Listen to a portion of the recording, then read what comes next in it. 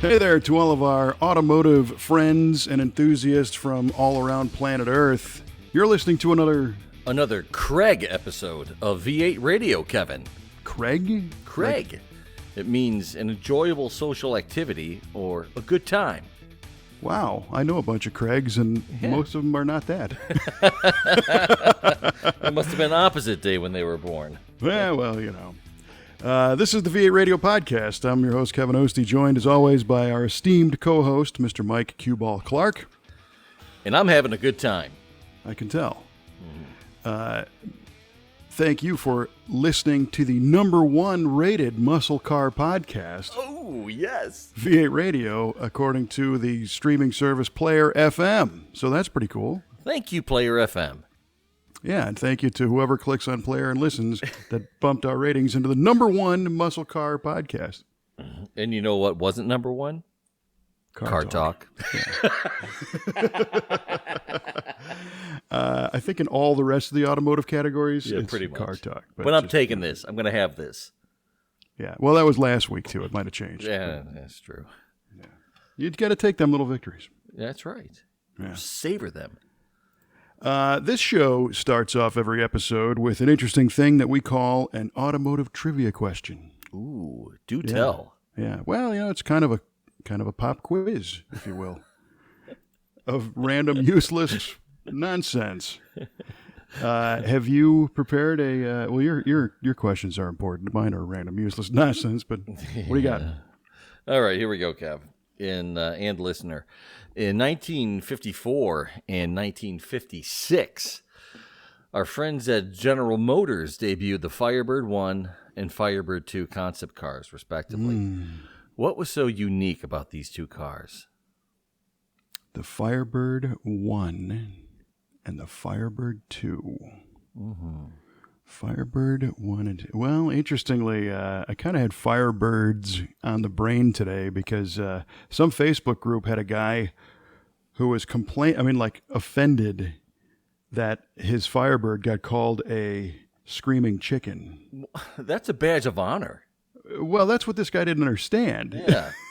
And I think he's a younger enthusiast who's new to the whole thing, and he was at a local show or a cruise or something, and somebody's like, hey, nice fire chicken, or nice screaming chicken, and the guy lost it, and he's like, I will not have that. This is a Firebird. It is a phoenix. Actually, the funny thing is he thought it was an eagle, which it's not. Oh, no, it certainly is not. No. All right, Firebird 1 and 2. General Motors concept cars. I'm going to say the unique thing about both of those cars is they had 3 wheels each. 3 wheels each. That's my guess. I seem to recall the Firebird 1 and 2, and I don't think they had turbine engines, although that's probably my second guess. But I do recall them being like pointy arrow-looking things. And I think they were 3-wheelers. Okay. And if they're 3-wheel turbine powered, then I get both. I'm just making up additions to your question to stack my odds. I got to learn how to do that. Well, you know, politicians, they don't answer the question you asked. No, they do not. They answer the question they want to tell you about. Right. And speaking of fun on Facebook, that happened today, too. Yes, it did.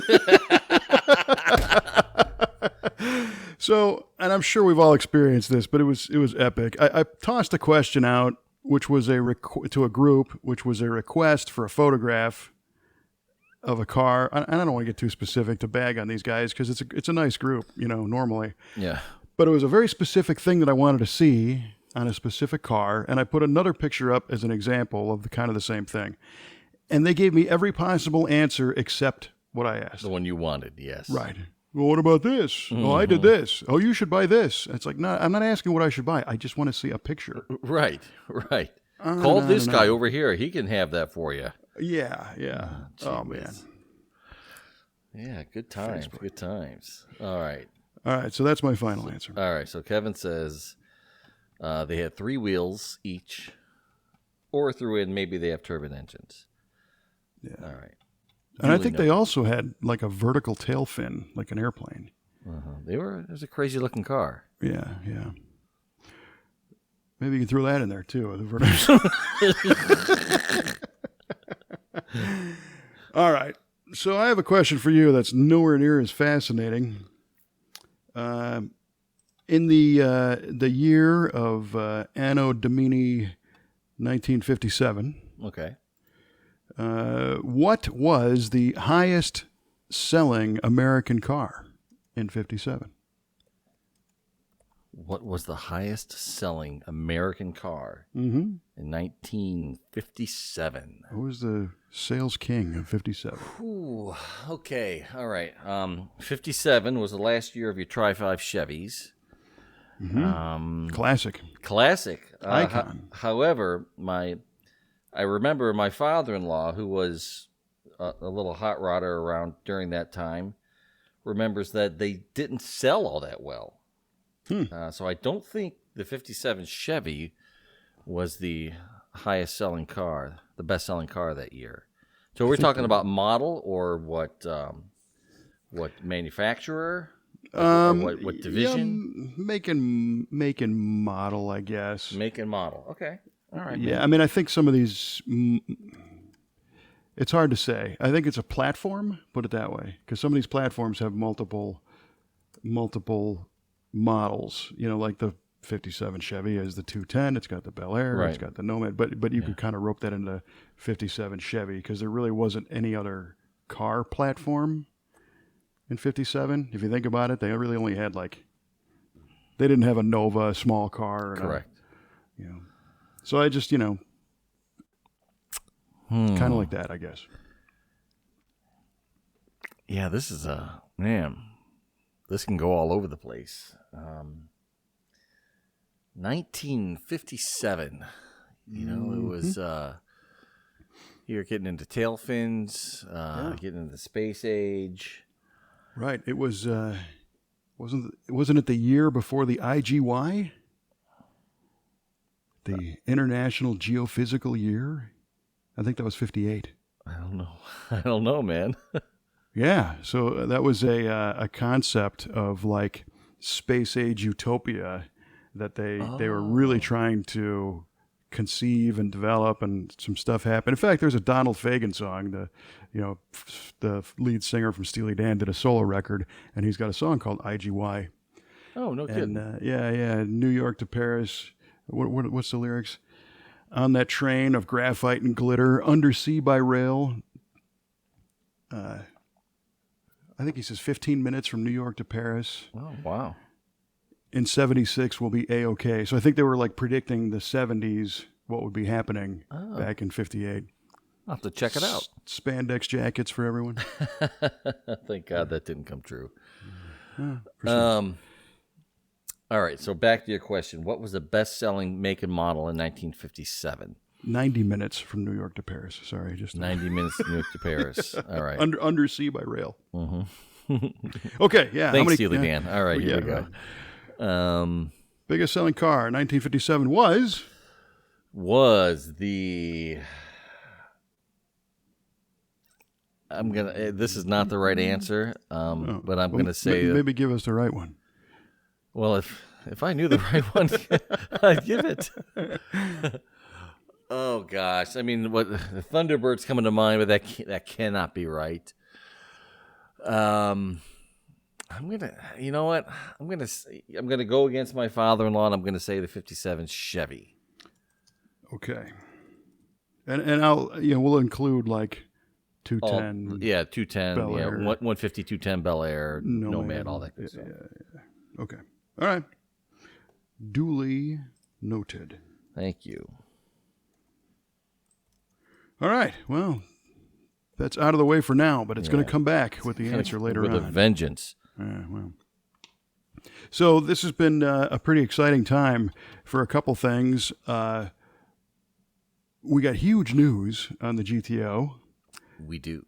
But before we get there, I got a couple other things I want to touch on real fast.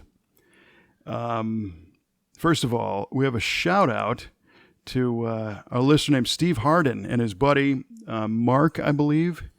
And Steve sent me an email saying that him and his buddy were going to be traveling to the Midwest Roadster Run in Alton, Illinois, and they wanted to swing by the shop. They listened to the podcast. They want to swing by the shop. Oh, so we said cool. absolutely. So these dudes drove 32 Ford Roadsters. Mr. Harden drove his from Indianapolis, and his buddy drove it from Vermont. Oh, my word. Yeah, and he's got like 160-some thousand miles on this thing. That's amazing. Yeah. And Steve also has, a ton of miles on his too. So here's a couple of guys who drive their hot rods all the time. And Love it's great. it. Yeah. It was really cool to see those guys and him stop in and spend a few minutes. So thanks for doing that. Yeah, and you put a snapshot of that up on the V8 Speed and Resto page, the Facebook page. Right, that's right. I did. Yeah. Good looking cars. Great looking cars. Amazing. Yeah. They're both just right, I thought. Yes. Yeah. Perfect. Well so done. In that picture, there was like a 6th gen Camaro, those two 32 Fords, a 67 Camaro, I think a Corvette in the background, and everything in the picture was Chevy powered. Oh my gosh. That's funny. Yeah, the 234, 30. The one, the high mile car has a 283 in it. Does it really? And That's cool. and a little 700R. He just cruises that thing everywhere it needs to go. Oh, but it just doesn't quit. Yeah, no way. Yeah. So that was cool. And the other thing I wanted to touch on briefly for a few minutes is this past weekend, I had the pleasure and the honor of working at the 37th annual Continental Tire Street Machine Nationals in DuQuoin, Illinois. Right on. Yes. It's back, baby. We're back. Yes, and that's the message here is that 2020 canceled all the events. There was a couple that happened, but in the hot rod world, and especially in Illinois, nothing happened. Right. And it was so great to have this event come back. And it was a perfect weather weekend. We had sunshine and 80 some degree weather the whole time.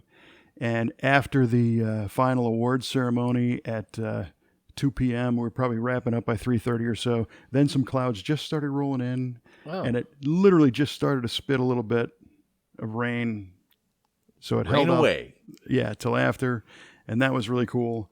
And so the Street Machine Nationals is kind of a legendary show if you were there in the 80s and early 90s. Mm-hmm. Yeah, Today, it's totally different. Yeah, we've heard the stories of the past about how out of control it was. It was. And it was, at the time, it was great. Lots of burnouts and debauchery and more debauchery and more burnouts and a lot of cars, a lot of vendors. And a lot of the people that were there, this time had been to those, and remember it, myself included. This was the 30th anniversary of my first trip to the Street Nats. Yeah. Nice. Yeah, it was cool. And today, in addition to having the COVID thing happen, a lot of people were asking questions, about why is this different, and let's bring back the old days. And I just wanted to take a moment to touch on a few things. So what we had here this past weekend was over 50 Pro Street cars in Pro Street Alley. Very cool. It is very cool. And Pro Street, I think the most solid definition I can give you is that these are cars that were meant to look like NHRA pro stock racers, but completely street legal and drivable. Yes. So the requirements are giant rear tires, big wheel tubs, and a secondary requirement is an outrageous engine, preferably with a blower coming through the hood, or turbos, or nitrous and all that stuff. And that's the bare minimum. And then on top of that, there's graphics and interior and all the rest. So the Pro Street crowd is unique in the sense that it's like a sub niche of hot rodding. Mm-hmm. Not everybody, it's not super popular, like from a size of the niche. But Pro Street enthusiasts go all in 100%, right? Yeah, man. I love Pro Street. I always have. It's cool. But you can't fake a Pro Street car. You can't put vinyl graphics on a car and it becomes Pro Street. You have to tub it. You have to put a 4-link in the back. You have to do the motor and all the rest of the stuff. So these cars are like huge projects, tons and tons of work. And to see 50 of them or more of very high caliber, all polished up. Some of these were built back in the day in the late 80s, early 90s, and they survived and they still exist, almost identically to the way they used to look like. And others are brand new builds. And, one in particular was our buddy Wally Elder, who in 1991 debuted a 69 Dodge Daytona, bright red, huge Hemi coming through the hood. Nice. The wing car with the nose cone. And he eventually sold that car and regretted it ever since. So 30 years later, he just finished rebuilding another 69 Daytona that at a glance looks identical to his first one, but has far more technology in it and a far more powerful Hemi and carbon fiber blower scoop and all this stuff. And that was unveiled at the Street Machine Nationals. I saw the picture of that online. That was a crazy looking car. Oh, it's insane. Unbelievable. It is. It's really, really super nice. And the engineering is there and it's for real. So what this is saying is that the Street Machine Nationals is like the only place, I think, in the world where you can see that many high caliber Pro Street cars and meet the owners and hang out with these guys and cruise the fairgrounds with them and all that. So that's a pretty special thing, and Sure. You don't have to be into these cars to go there and get blown away by the colors and just the presentation and the camaraderie. It's a lot of fun. So that in itself is worth going to see. And the Bonnier Corporation that owns the event is working with the Pro Street guys to enhance that whole experience and make it even a bigger thing. So that's really cool. Plus all the rest of the cars that were, regular, some daily driven cars with just a couple of mods all the way up to, you name it. Everything's there. Trucks and hot rods and muscle cars and street rods and classics. So the car count this year in 21 was better than 19 before COVID. That's fantastic. It is fantastic. That's the greatest thing that could have happened. Yeah. And it tells you that people want to get out and do stuff again. Yes. And go have fun. Now, I think we all look at the past with rose-colored glasses and we try to, a couple of years ago, this thing was, much bigger. Well, really, it actually wasn't from a car count standpoint. One of the things that was bigger was the presence of some of the vendors and the displays. And a lot of people were asking, where's this guy? Where's this company? Whatever, because that was light. And I was trying to explain to these participants that a lot of these companies that you're asking about are still not doing anything, and they don't want to risk committing to an event that might be canceled or, nobody shows up or whatever.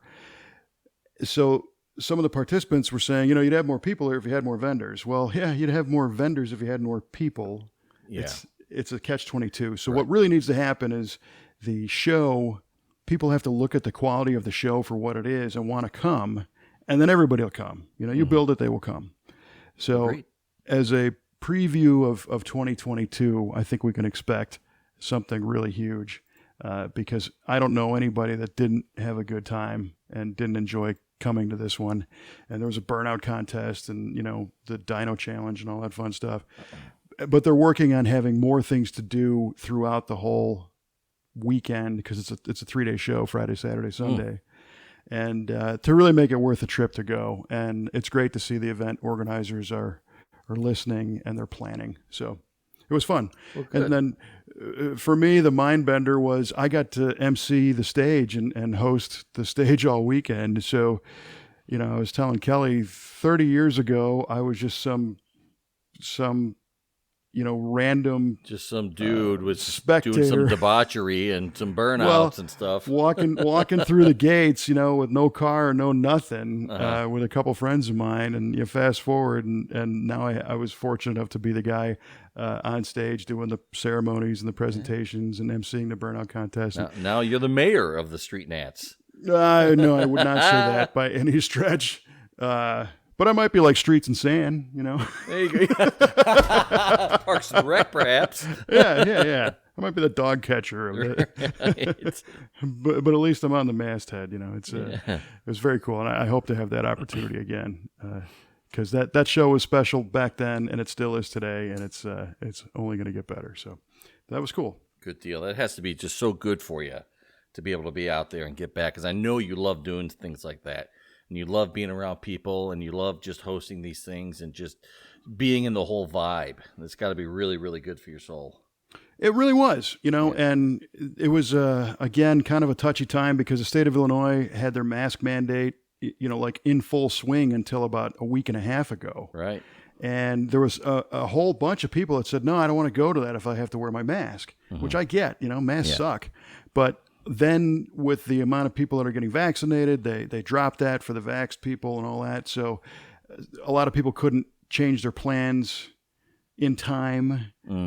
So we missed some of those people. And then they changed the dates. They actually they moved it forward a little bit so that it would potentially have better weather than later in June. But some people, their vacation is later and they failed to change. But all their friends have been emailing them saying, no, you gotta do this next time. Good. So, yeah. So that was really cool. Nice. Sounds like a good reemergence of that show that's only going to get better with time. Yes. So the indicator is, you know, people are ready to get out there and go do things and drive their cars, which you are so much closer to doing now. Such a segue. I love it. Yeah. This past weekend, Randy and I got the GTO started. Yeah, it's so awesome. So it actually runs. And it sounds pretty decent. It sounds great. Yeah. So you had sent over a video clip of it running. You actually streamed me. So at the Street Nats, we camp, which is one of the options. You can put a camper on site, or there's some nice campgrounds down the road. And when you had reached out with a FaceTime of the car running, we were at the campsite, and my reception was pretty sketchy. So I saw like a 320, 200 low res. I got you. Pixelated version. Bummer. No, but that's why I asked you to email me the clip. Yeah. So it's Saturday, right? And you had family Saturday stuff to do afternoon. throughout the day. Yeah, I had to do some family stuff. I managed to get done with that and over to Randy's by about 5 p.m. He had been busy putting things together. He had the radiator in for me. He had the battery cables in. Gotta love that guy. Randy, appreciate all that. He is the best. He is the absolute best. Yeah. I mean, he did all kinds of little things that needed to be done to get it ready. And so by the time I got there, you know, we put hoses on, the heater hoses, the upper and lower radiator hose, filled it with coolant, made sure we had oil, dropped the distributor in, timed it, made sure we had spark, put some gas in it, and said, all right, we're ready. Let's do it. Well, okay, so let's back up earlier in the week, because the motor went in the previous weekend. And then you said it probably on Tuesday or Wednesday, that you thought it might have to come back out. Yeah, we were back out there and we saw a little bit of oil, a drop of oil coming off of the back of the oil pan, right where the crankshaft is. You know, that little radius. So we didn't know if it was the rear main leaking or if it was the pan gasket itself. But it never really got bad. So we decided, for now, we can live with this. And maybe later on, if we need to do something about it, we can pull the engine and we can address it. Yeah, I think that was the right decision, because you had a good head of steam going. You didn't want to stop that momentum of getting this thing running. I did not want to stop that momentum at all. Yeah. So now it's back to Saturday. You're ready to turn the key on this thing. Turn it over? Yeah, I turned it over, and it sputtered for a second. We just didn't have any gas in the carb yet. Now, you had also mentioned to me during the week that you were rebuilding your other Quadjet. Did you do that, or did you start on the? I did do that. So I brought that carb over. We used that. It had all the vacuum ports we need. We got everything Perfect. hooked up. Yeah, except the vacuum advance. I don't have the proper line yet, so it's just plugged off. Don't That's need fine. it yet. Yeah. Yeah, no. The vacuum modulator line, Randy, god dang it, he made a bracket to attach it to the back of the on the bell housing bolt where it mounts to the engine, and it, dude, it looks flippin' factory. I swear to God, it does. So it's one of those that kind of wraps around. Yeah, exactly. With a hole punched in the bottom, just like the original. Yeah, there's a perfect radius around the line, and it flattens out, and it goes right there. And that line, that hard line, it runs from the rear to the front of the valve cover, and it is perfectly parallel with that. Nice. I mean, it fits like a glove. I can't believe how great it fits. Nice. This guy, oh my goodness, he is something else. So we got everything hooked up, and he's doing some stuff. He's checking for spark, making sure we have spark. He timed everything, statically timed it.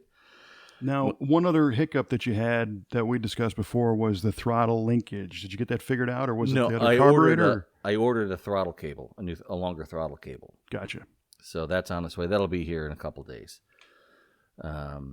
So put a little gas in the carb, hit the key, immediately started. Nice. I mean, didn't even try to hesitate. Outstanding. And Randy is not phased at all. I'm like, I can't believe it started that quick. He's like, oh, I knew it was going to start that easy. Yeah. This is what I do. Right. There you go. Okay. I yield to your superior skills. Well, you hit all the elements. If you had it timed, yeah, and you had fuel where you needed it, and I'm sure he put power to it and checked, coil and power and all that stuff ahead of time. So, yeah, fuel, air, spark, man, boom. Yeah, it was perfect, and we let it run for a little while. And right at this point, we're dealing with some leaks. We have some oil leaks. That's leaking from the valve covers, which we know that using these cork gaskets, and they're just not great. We may the correct term there is they suck. I appreciate that euphemism. Suck out loud. They're not great. No, those things really they blow. Yeah. We had a little bit of a couple of gas leaks. The hard line going to the fuel pump, we didn't check it. We didn't follow our startup checklist. And that line was a little loose. We tightened that up. That took care of that. The line going into the carburetor was tight, but it was still leaking. But Randy was able to work it, and he got that stopped. He did notice that there was some coolant leaking from behind, from one of the freeze plugs on the head. But it says if it gets bad, or what we can do is drain the coolant, fill it with water, and put some sealant in there. What did he say? I can't remember the name of it, but we'll fill that in. It'll seal from the inside. Drain it, put coolant back in, and you'll be fine. For it's a slight leak that this is. He started bleeding the brakes for me. Now the second video. So the first video that I saw was the engine running. What did you guys do for a valve adjustment? Well, one of we static adjusted the valves beforehand, so we got everything. We got all the valves on their respective base circles, got it tight, and then put another half turn on it, and that's what we did. But one lifter seems to be a bit more relaxed than the others, so it doesn't seem to be pumping up. So it was hammering pretty good on the first start of it. It was number one exhaust valve.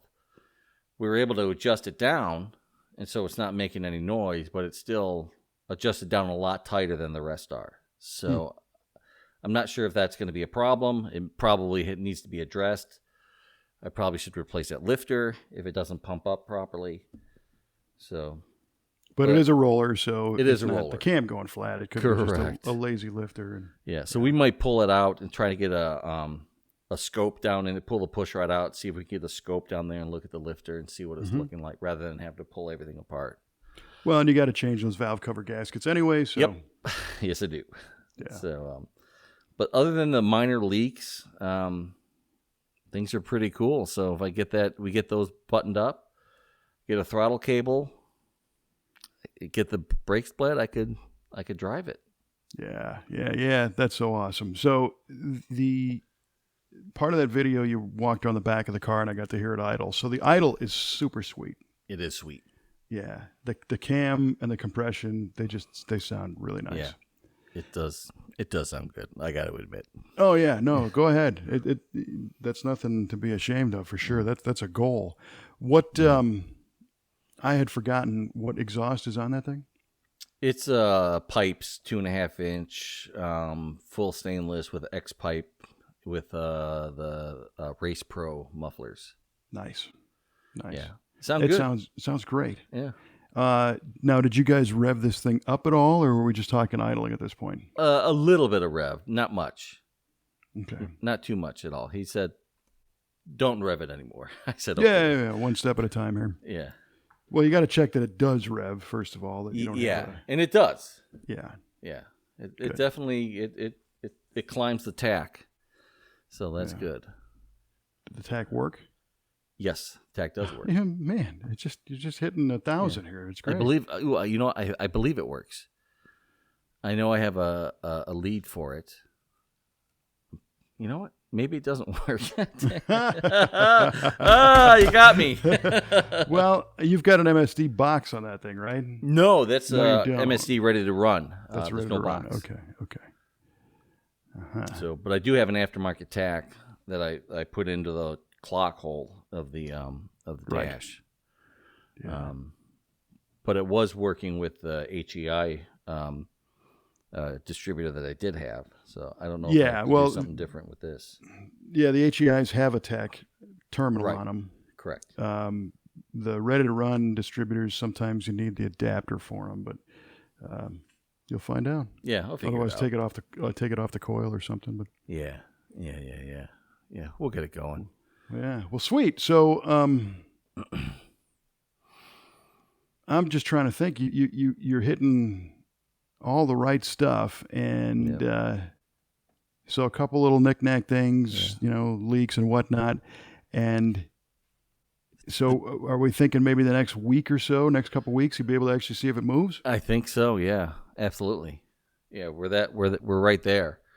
So I think Randy's unfortunately he's works late all week this week, so we won't be able to get together. But maybe this weekend we can do something. That's fantastic. Yeah, it's good stuff.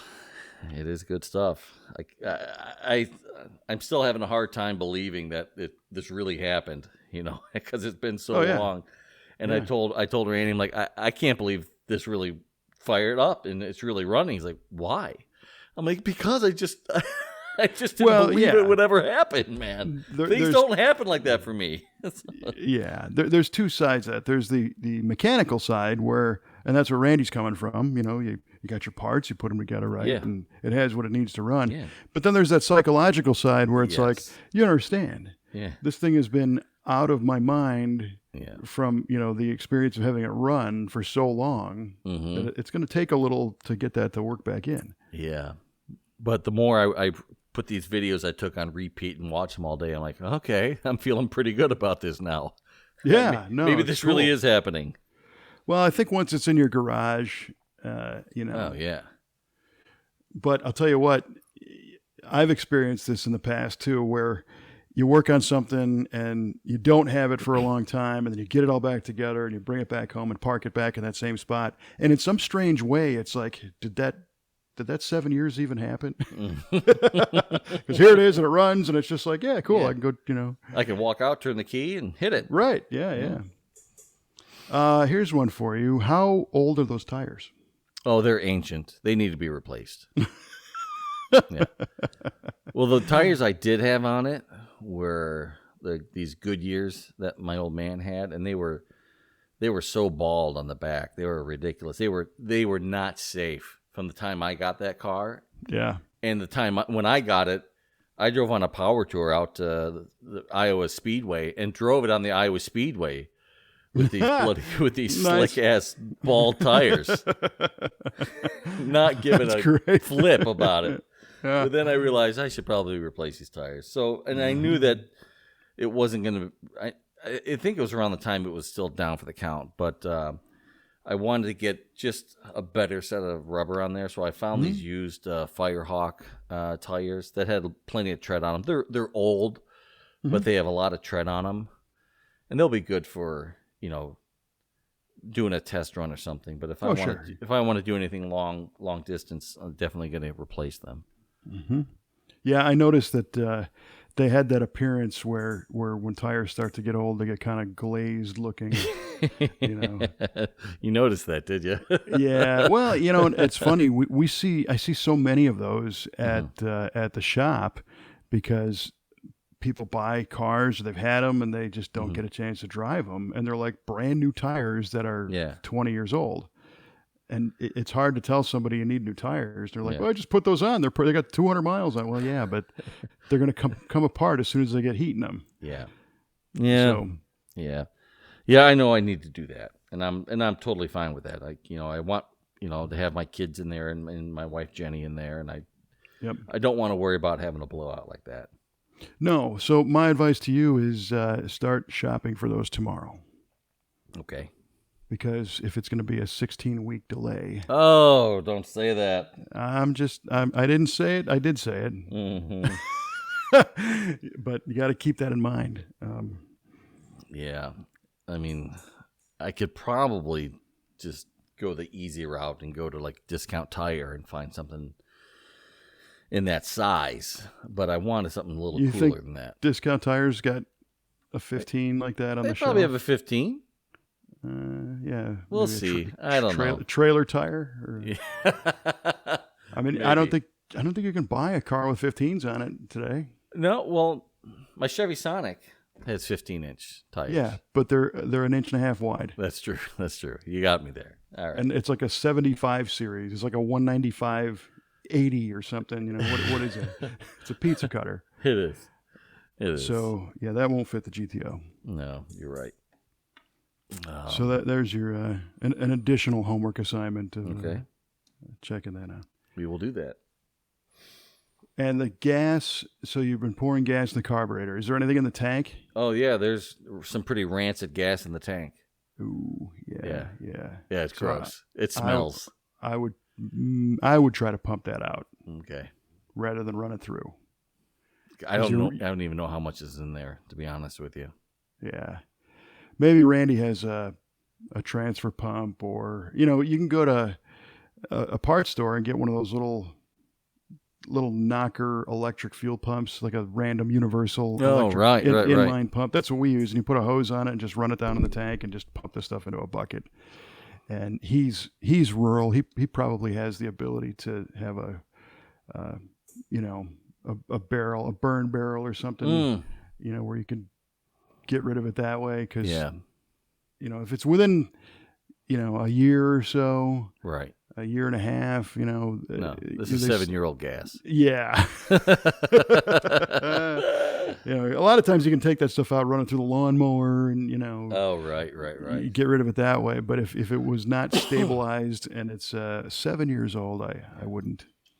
Yeah, because he when we had that bit of a leak right at the carb, he's like, "Holy cow, dude, this gas stinks. How old is it?" I'm like, "It's 7."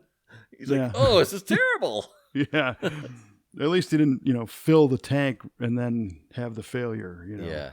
Yes.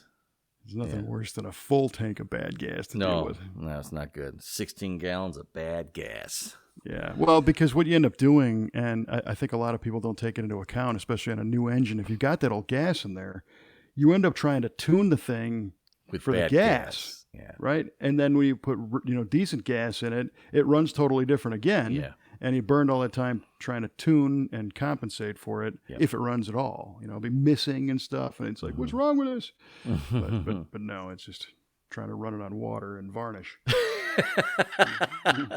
And God knows whatever else permeated in there. That's right. Well, that is super cool. Yeah, it's definitely some exciting stuff. Yeah, so we shared one of those video clips on the V8 Radio Facebook page, and it was great to see all the support. People are like, hey, heck yeah. Yeah, about time. Well, but they're on your side. Everybody's excited. They want to see it. Totally. see it move and see you go out and have some experiences with it again. Yeah, that's going to be phenomenal. I am really looking forward to that. Yeah. Well, it won't be long. It won't be long. Good times. Yeah. The perils of the weekend garage that isn't available every weekend. Yeah. True. Yeah. True. But that's so great that he's helping you out and the other guys too. It's everything. This wouldn't have gotten done the way it has without his help at all. No, for sure. Yeah, and he's just genuinely happy to do it, which is even the best part. I mean, it's not like I'm forcing him, like, come on, man, help me out here. Come on, dude. No, not at all. No, he likes this dude, stuff. let's get this done. I love doing this stuff. And Yeah. he's learning too, because he has his 70 Judge, a real 70 Judge that it currently has a big block Chevy in it because it was his drag car. And he wants to build a factory correct Ram Air 3 motor in it. So he's learning a lot doing this one. Nice. So this has been good for both of us. Yep. Better for me, but good for him too. Yeah, of course. Well, Pontiacs are, they're a different animal. They are. From a Chevy, and you always hear that, if you're an engine builder and you don't have experience with building a Pontiac or a Buick or even an Oldsmobile, they've got their things. All their of course. nuances. What do you mean the distributor turns counterclockwise? That's right. What? That's the big That's one. not what a Chevy does. Yeah, for sure. Mm-hmm. Where'd you get the air gap manifold? Yeah, like, bro, from GM, Brad. That's right. From GM. What's with this O-ring on the water pump and this giant long bolt? Yeah. Yeah, that is pretty hokey. I gotta admit, that feels like an afterthought. Yeah, yeah. They didn't need to keep that around. Yeah. But we've been trying to do as much as we can to be as faithful as possible with making this engine bay look factory correct, and we've done a pretty decent job of it. I mean, I've tried to get everything correct and try to do research where everything is supposed to be and how it's supposed to go. So it actually looks pretty good in there. Yeah, so. It does. Yeah. It does. And today, I don't know if you're familiar with the Fast Racing Series, the factory appearing stock tire guys. Yes. Holy mackerel. Yes. Because they'll have a car that looks like yours, and you open the hood, and it looks like a completely stock motor. Mm-hmm. And then all of a sudden, the thing runs like 9 flats. Yeah, right. On stock bias ply tires. Yes. I don't know how they do that. Yeah, Dave Dudek is one of the guys who is kind of a pioneer of that, and he's famous for building some Hemi cars and I think some Corvettes and stuff that just do the impossible. And a long time ago, I was at the Year One Experience, which was an event they had down in Georgia. I think it's kind of morphed into the Brazelton Bash, but they had the fast racers down there. And I was looking at some of these cars, trying to figure them out, because they had to be legal. Mm-hmm. They got to be original. But one of the cool things that they were doing, like on the leaf spring cars, is to prevent spring wrap up, like half the leaf spring, they would cut the spring and they would add a leaf like from a Ford van or something. Oh, really? That was a super heavy duty, thicker leaf, okay. Or a piece of steel that was kind of just formed into the leaf shape. Okay. So when you look at it, it looks like a bunch of leaf springs, but it's got a built-in traction bar. Yeah. Oh, that's killer. And of course, they do all the tricks of, those guys are running iron heads and stuff because that's generally what they came with. But they're the same ones who would take aluminum heads and grind everything off of them and peen them to look like cast iron and all that. Mm-hmm. So you didn't, of course, go that crazy, but yours isn't exactly what it appears. That's true. It is not. It's well, first of all, the reciprocating assembly is all forged pistons, rods, forged crank. It's also a stroker crank. So I went from 3.75 inch stroke to 4.25 inch stroke, which gave me netted from 400 cubic inches to 461. Heck yeah. Yeah, and a roller cam to boot. Yep. And then a little bit of head work and Yeah, our good friend Eric, he took care of the heads for me. I'm using these 6X heads from a 77 Trans Am, and he cleaned those up and rebuilt them and ported them up, made them look really, really great. I mean, just phenomenal. Did a nice job on those. I mean, put Now, really good parts on it, and they're great. how did your carb rebuild experience go? Now that you're Mr. Quadrajet over there, Oh, you got went great. I mean, I learned how to build these when I was in high school in my auto shop class, and I just remembered how to do it. And I did it before with my first GTO. It had this Carter racing carb on it that ran terribly. It was huge, and there was a Quadrajet in the trunk. And I'm like, let's build this. So I got a carburetor kit, and I cleaned it up and blew it out and put all these new parts in there. And I set the float level, and I put it all together, and it ran great. I'm like, holy cow, this really runs awesome. yeah, And I proceeded to get in a lot of trouble with that car. yeah. Well, So, and I just did the same thing with that 70 manual carb that I thought I was going to use, and then just did it again with the 68. that's cool, and it's good. I'm guessing it didn't need the throttle shaft bushings and the epoxy Doesn't seem plugs. to have needed it. Yeah, I mean, you could tell somebody had addressed the well plugs. that's Somebody good. had put some epoxy on there in the past and done something with them.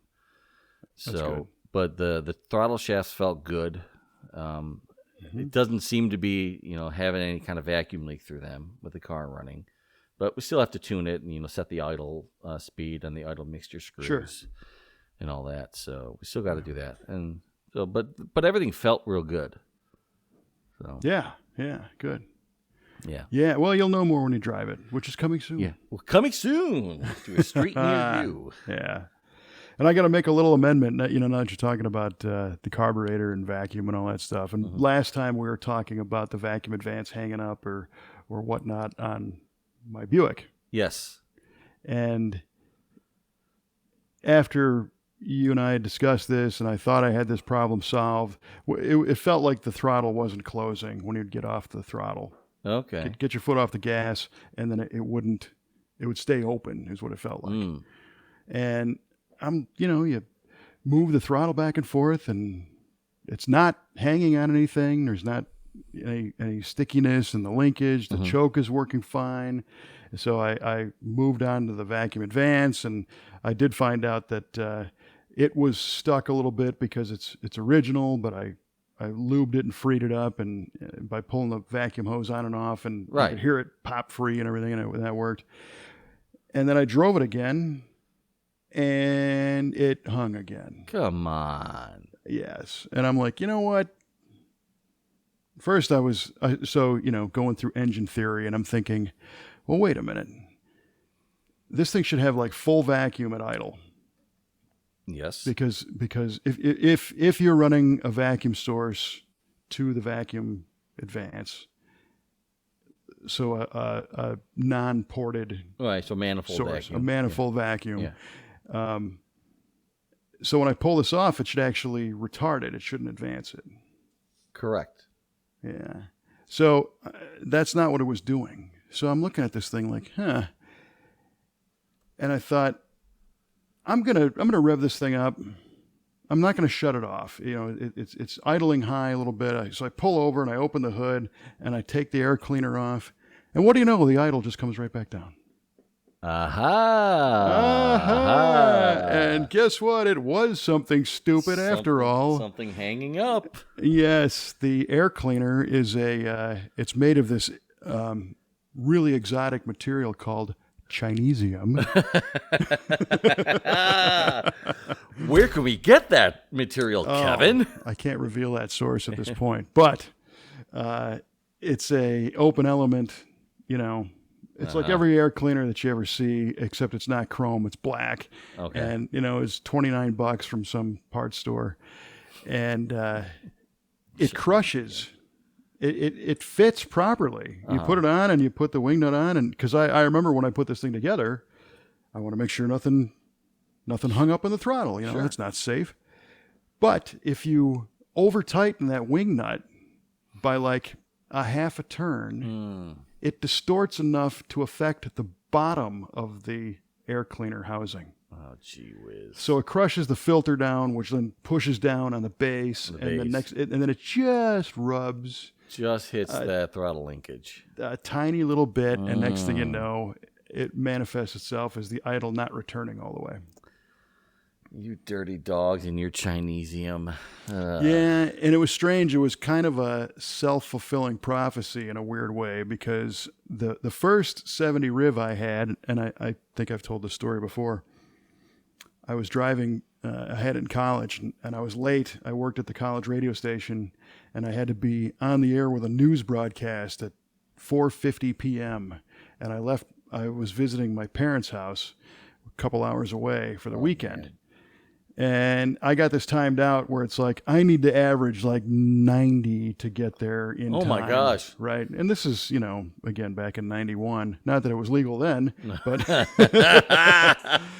I wasn't very smart. So I'm barreling down the highway, and of course I get pulled over, and I got nailed for going 93 in a 55. Oof.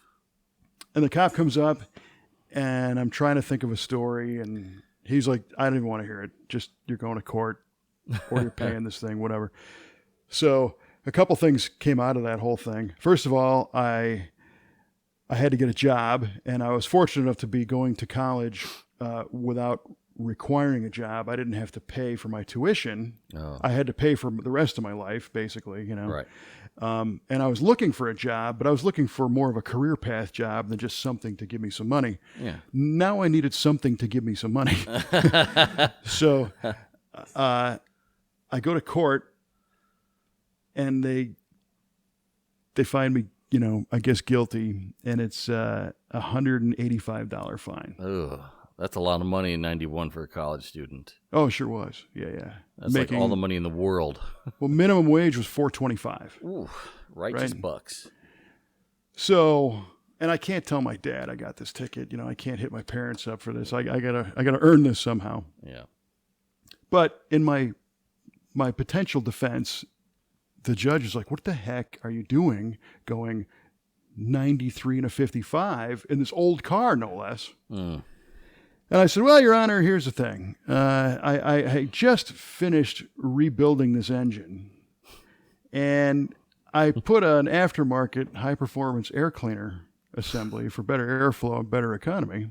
And as I was driving south on Highway 55 there, at one point, I went to pass a truck, and I put my foot to the floor, and lo and behold, it hung up on that air filter, on that housing assembly, and I accelerated up to 93 until I was able to kick the thing back and get it to slow down.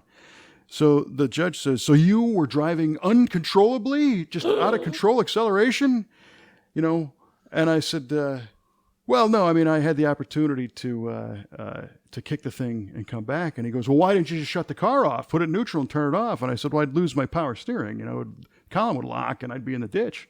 Yeah. Oh, okay. All right. Yeah. All right. Yeah. Well, I don't really believe you, so you pay us $185. I don't really believe you.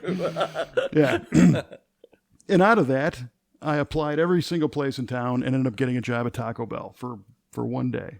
Oh, jeez. And not that it was a terrible job, but it really wasn't what I wanted to do. And I go there, I do my shift, and I had interviewed at a radio station before, and I didn't hear anything back. And the manager is like, "Boy, you did such a great job here today. This was kind of your tryout day, and we're going to get you on the schedule all next week." And I said, about that, I committed to coming in and helping you guys out and working today, but I can't really continue on. And she says, "Well, why not?" And I BS'd her, and I said, "Well, I got another job." And she's like, "Well, what did you get?" I said, "Well, I got a job at this radio station." And she's like, "Oh, well, that's fantastic. Good for you. Mm-hmm. Congratulations." I go, "Great." And I left and marched over to the radio station and got hired. That's awesome. Yeah, it was crazy. You fulfilled your own destiny. Yeah, so the moral of the story is you can make up some BS today, and it will come back 30 years later because now my air cleaner actually did hang up. Oh, man. The exact scenario I described to the judge falsely occurred here. Not to the same degree, but Somewhere there's a retired judge who just said, "Aha! I knew Yes. it." somewhere there's a retired judge in my neighborhood that's tightening my wing nut. I'll show you a stuck I'll throttle. show you, young Ostie. That's right. Well, I'm excited. Looking forward to going for a ride and seeing you go for a ride. And I'm sure you're going to share videos with us, and we'll share those on all of our socials so our at-home players can play along. Absolutely, of course. Yeah, wouldn't miss it. Yeah, maybe you can set your phone up in the passenger seat, on a tripod or something, to drive around and talk to the passenger. We'll share that video. It'd be like you're there. That'd be great. One of our listeners in Finland or Australia could be in the car with you. In the car with me, Australia, driving on the wrong side of the road. Yes, in the car with Q. Yeah, what are you doing, mate? You're on the wrong side of the road. Crikey. Crikey. Oh, boy. And with that, we just fell off the Australian rating charts. Yeah, there we go. Off the charts again. Not off the charts in a good way. Off the bottom of the charts. Bottom of the charts. Yeah. Well, what will bring us back is answering our riveting trivia questions. Oh, indeed. Indeed it will. All right, Yeah. let's get to that here. What was yours? Oh, the Firebird thing. Yeah, I asked you. Let me get here back to my notes. I asked you what was in 54 and 56. GM debuted the Firebird 1, Firebird 2 concept cars. What was so unique about these two cars? And you said that they had 3 wheels each, or maybe they were turbine powered, Or they had a dorsal fin. or they had a dorsal fin. Well, you got 2 out of 3 of those right. Hey, right on. Yeah, they had 4 wheels, but they were turbine powered, and they did have a vertical stabilizer fin. Aha. But didn't it have like a narrow, like a tractor wheelbase or something, where like the front 2 wheels were very narrow? They were fairly narrow. It was a really narrow track body, and so the 2 front wheels were kind of tight to the body. As well. But yeah, we're gonna give you that one. Congratulations! Hey, awesome! Right on. Yeah, nicely done. Have to talk to our official V8 radio statistician. Have him tick one in the Ostie box. All right. The Ostie box. I'm using that again. That's going to be a new shirt. Tick one in the Ostie box.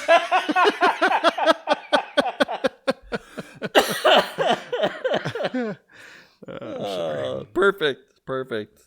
Okay. So, for whatever reason, we were both zoned in on the mid-50s again. And my question to you was, what was the highest-selling American car in 1957, without getting too overly specific? And your guess was... 57 Chevy. An admittedly incorrect 57 Admittedly incorrect, Chevy. but going for it anyway. Well, you were actually incorrect. Yeah. You're right about being wrong. Yeah. Well, that's good. I'm right about something. Well, it kind of averages out. Uh-huh. Turns out it was the 1957 Ford. Really? And it comprised of their, standard car platform, the custom 300, Fairlane, and Fairlane 500. Same way as we were talking about the Chevy, the 150, 210, blah, blah, blah. Yeah. But Ford surpassed Chevrolet sales for the first time since 1935. Ooh, that had to make GM PO'd. Yes, it did. And I think they quickly regained their title. But that's kind of what happened in 57. And it's interesting to think, when you envision Henry Ford, you just envision these Model Ts and Model As by the zillions coming off the assembly line. Mm-hmm. And it was because Henry Ford was so rigid and resistant to change that he lost his sales lead by 35. And it took them till 57, long after he had died, to get it back. Wow.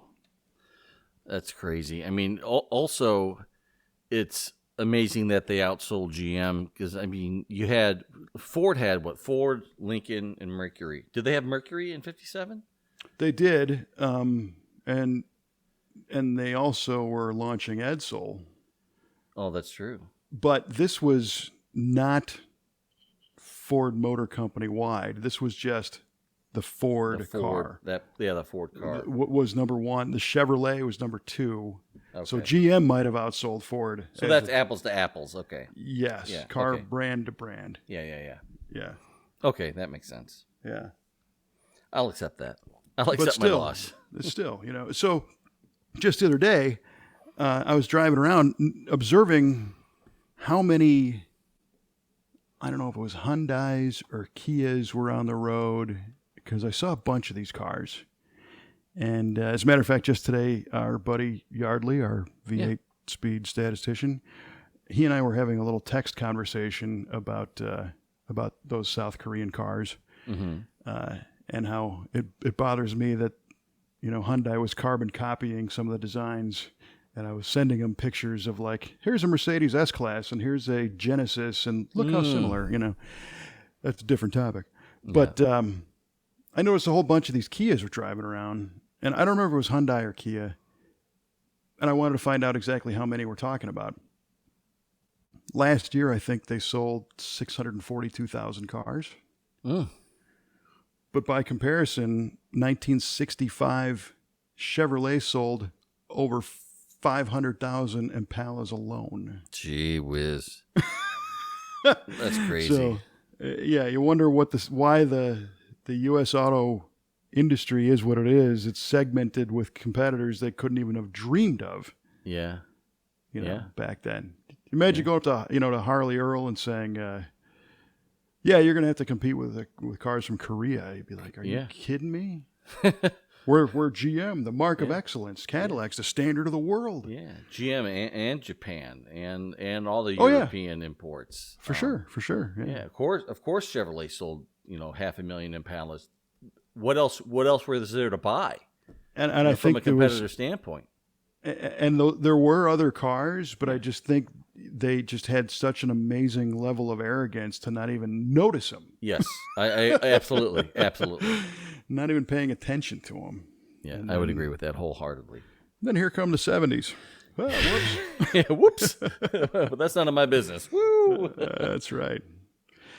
All right, man. Well, this was fun and exciting. Yes. And something to look forward to. I will be. Hopefully, our next broadcast, I have even better news.